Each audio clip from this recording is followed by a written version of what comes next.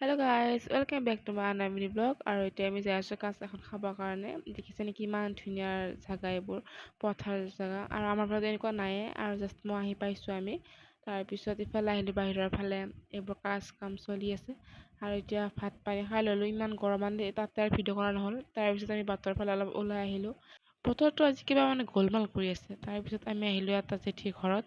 তাৰপিছত আমাৰ ইফালে জিমখনত আমাৰ সম্পৰ্কীয় ভাগিনৰ জিম হয় এখন। তাৰপিছত এখন দেখাই দিছোঁ আপোনালোকক কেনেকুৱা কি, আৰু বহুত কিবা আনিব লগাও আছে।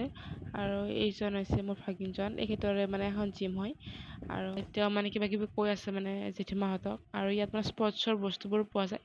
তাৰপিছত আমি ওলাই আহিলোঁ ঘৰ যাবৰ কাৰণে। আৰু এই দেখিছে নেকি কিমান ধুনীয়া লাগিছে দৃশ্যটো। বেলি ডুবি আহিছে। ইফালে যে ঘৰ আহি পাৰ্টি চলি আছে ফুচকাৰ। চ' মই আৰু দেৰি নকৰোঁ, ময়ো বহি যাওঁ। আৰু আজিলৈ ইমানে আছিলে, বাই বাই।